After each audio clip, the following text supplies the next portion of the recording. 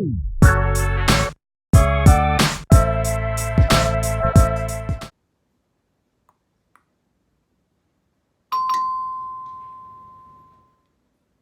Jim Bob, you're here early today, and no offense, but you look horrible. Oh boy, well I'll tell you, I don't feel so good, that's for sure. I even had to call in sick from work today. That's how bad it is. Oh, whew. Ugh, that doesn't sound very productive. Usual then? Well, yes sir, I'll tell you what. 4 packs of cigarettes, that'll probably make me feel a little bit better, I reckon. And, well, here's your $8. Sorry, JB, but 4 packs of cigarettes is $12 now. What in the name of Charlie's Angels are you talking about? I've been coming here every week for as many weeks as I can remember, and it's always been 4 packs of cigarettes for $8. You see, the government just put a tax on cigarettes, so 4 packs is $12 now. Well, I ain't got $12. All I got's $8, and I barely have that. Had to go rummaging around through the couch cushions and stealing from my kids' piggy banks to get that. Now, why are you making me pay all that government tax for? That ain't fair. Now, wait just a second, JB. We're not free and clear on this one either. After we pay the tax to the government, the store is only keeping $1 for every pack of cigarettes that we sell. Like my daddy always said, don't steal. Well, that's the government's job. So, what do you want to do? I'll take 2 packs of cigarettes and 2 of them $1 lottery scratch-offs. Maybe I'll hit it big and be able to buy the whole trailer park cigarettes. Heck, I could be a regular St. Nick, a teen. Well, I guess just give me 2 packs of cigarettes and I'll just have to stop at that vape store down the road and get some vaping liquid to make up the difference. You know what I'm gonna do? I'm gonna go talk to my friend Billy Bob. He says he knows some kind of market. He calls it the black market. Apparently these guys, they cut holes in the wall along the Mexican border with these little sawzalls that they buy at the Home Depot. And then they just bring the cigarettes right on through the holes in the wall and sell them for cheap. Well, much cheaper than you sell them for. So I'll go talk to him, and I think I'm gonna buy my cigarettes from him from now on. Okay, you're the boss. So tell me, how's work been for you since the government put this new rule in place? Taxing.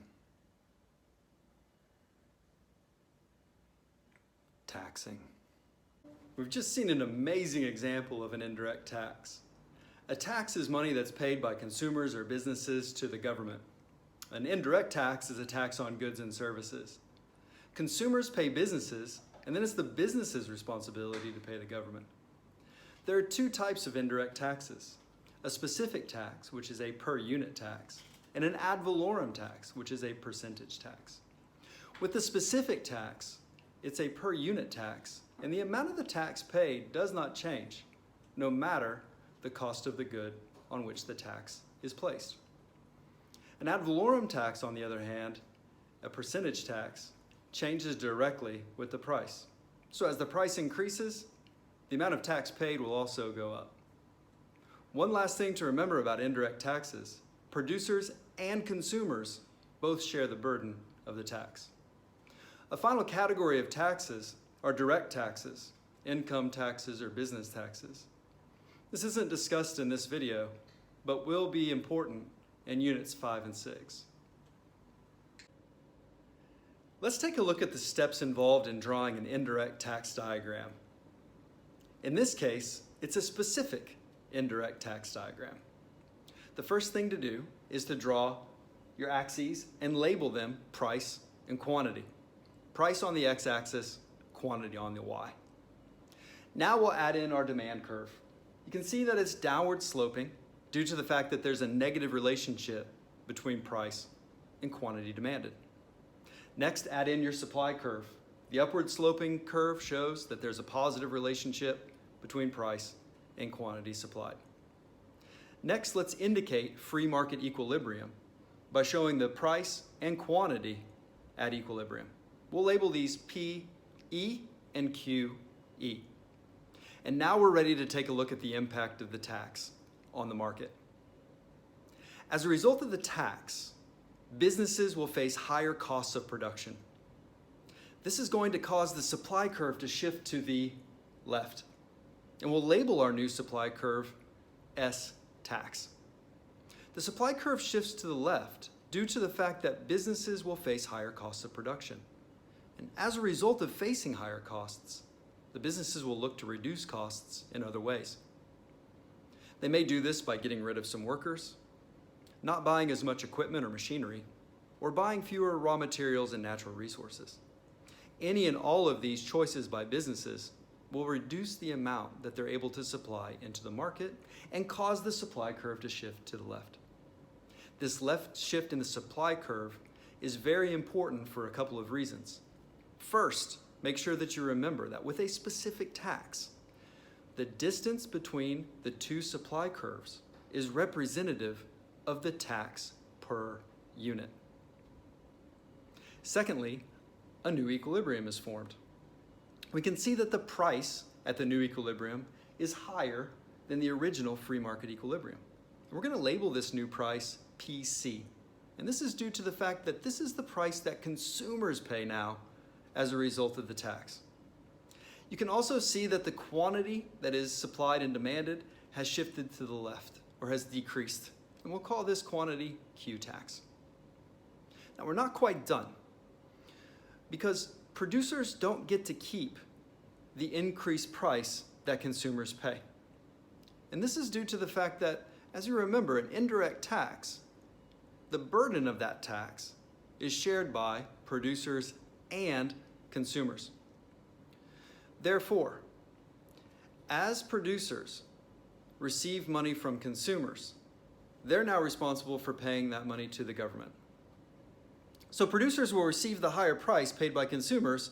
However, they must pay the distance between the two supply curves in tax to the government. This leaves producers with PP, price producers, which is much lower, as you can see, than free market equilibrium. Finally, the area that's indicated in pink represents the tax revenue that the government receives as a result of placing the tax into the market. You can see that the distance between 0 and Q tax is the amount that's able to be taxed, and the tax per unit is the distance between the two supply curves, or the distance between PC and PP. So we'll take the price per unit tax and we'll multiply that by the amount of units that are able to be taxed, and that gives us the area which is indicated by the pink box, again representing the fact that the government is earning tax revenue. There are a variety of methods that can be used to evaluate, and some of those methods are listed here. Today we'll focus on 3 of those methods when evaluating the impact of the tax on society. The first are the benefits and the drawbacks of the tax on society and on the economy. Some of the benefits include the fact that as less cigarette consumption and production occurs, there'll be fewer people smoking, and this leads to an improvement in health and well-being. As people are healthier, they become more productive, they earn more income, which is good for not only them, but for the government, who could collect an increase in tax revenue.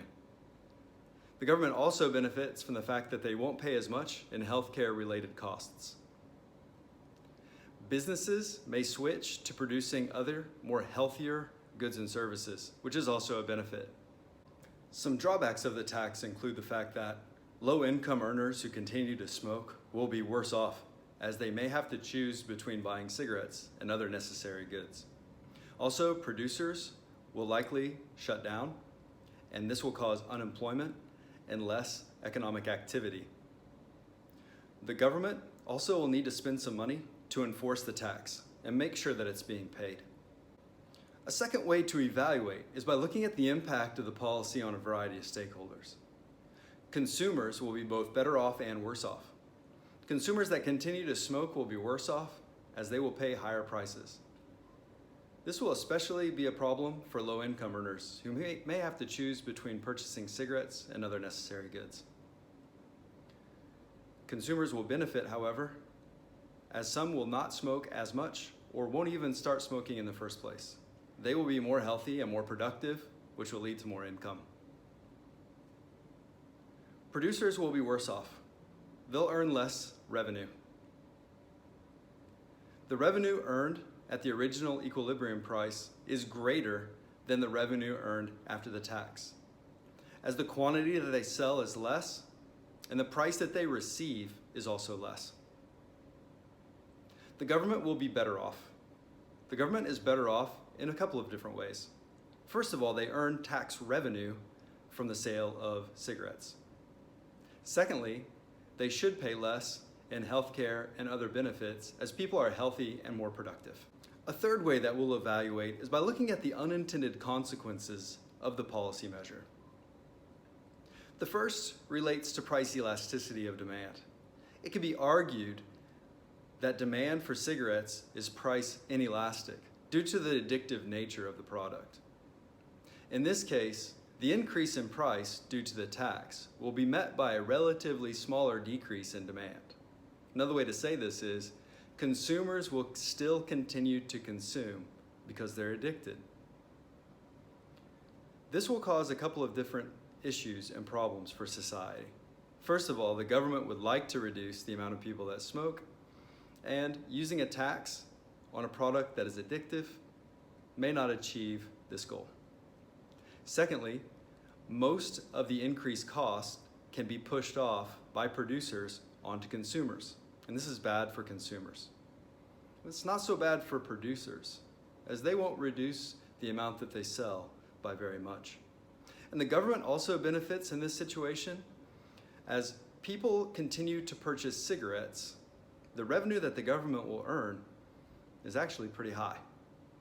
A second unintended consequence involves black markets.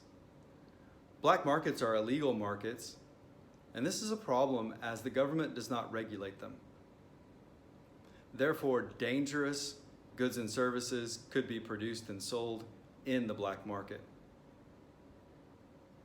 The government also is negatively impacted by black markets due to the fact that sales in the black market take away tax revenue from the government.